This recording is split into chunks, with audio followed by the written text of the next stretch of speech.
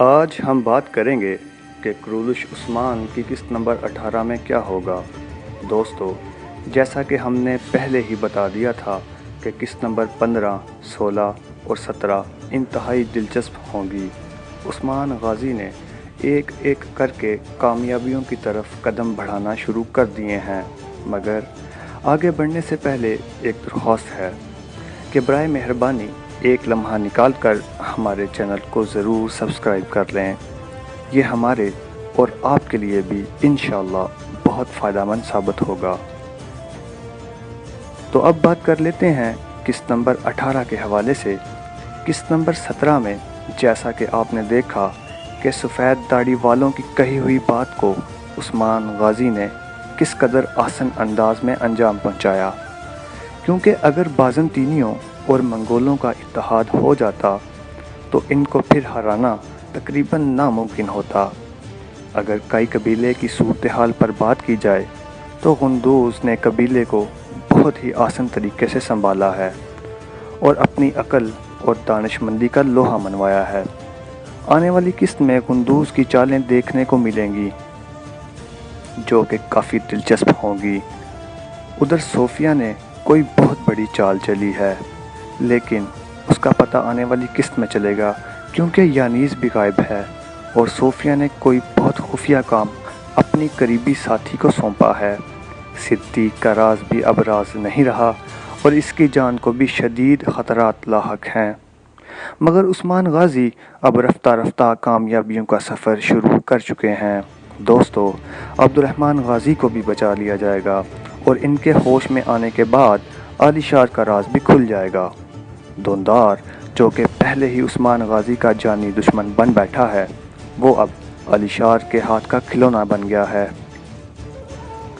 گو کہ وہ گورنر مقرر کیا گیا ہے، مگر علی شار بھی سعد الدین کوپیک کی طرح کا انسان ہے جو کہ دولت اور کرسی کا بھوکا ہے۔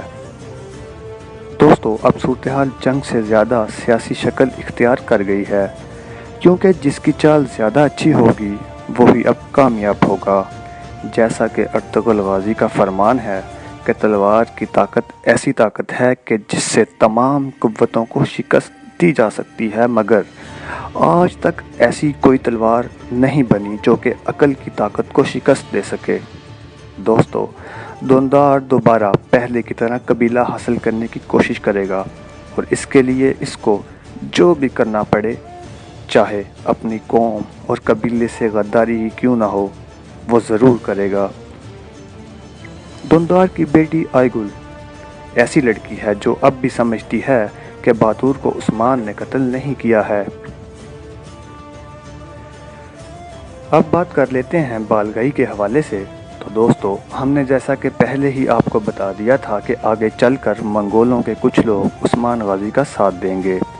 اب سے جنگ تلوار سے زیادہ سیاسی چالوں کی ہوگی۔ ارطغرل غازی دیکھنے والوں کو یاد ہوگا کہ ارطغرل غازی نے کافی دفعہ اپنے دشمنوں کے ساتھ اتحاد کیا تھا اور وہ ہمیشہ اپنے منصوبوں میں کامیاب ہوئے تھے۔ اب دیکھنا یہ ہے کہ عثمان غازی کس طرح اپنے والد کے کامیابی کا سفر جاری رکھ سکیں گے۔ بالگئی سے اتحاد کے بعد بالگئی اور عثمان غازی کا مقابلہ 3 حریفوں سے ہے: بازنطین، منگول اور علی شار، جو کہ دوندار کے ساتھ مل کر عثمان غازی کے خلاف سازشیں کریں گے۔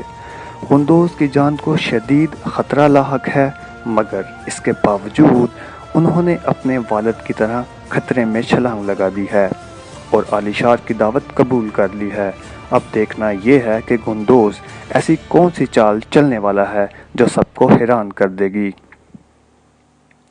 ارطغرل غازی بھی ہمیشہ خطروں سے کھیلا کرتے تھے اور کبھی بھی خطرے سے پیٹھ نہیں پھیری، بلکہ ڈٹ کر اس کا مقابلہ کیا۔ علی شار کا راز کھلنے کے بعد اصلی جنگ شروع ہوگی، کیونکہ عثمان غازی کو معلوم ہو گیا ہے کہ بہادر کو علی شار نے قتل کیا تھا، لیکن قبیلے سے بہت دور ہونے کی وجہ سے وہ کچھ نہیں کر سکے۔ نہیں تو جب علی شار قبیلہ آیا تھا، عثمان غازی وہاں موجود ہوتے تو وہ زندہ واپس نہیں جا سکتا تھا۔ یہ وہی وقت چل رہا ہے جب مسلمانوں اور کافروں کی صفیں سیدھی ہو رہی ہیں۔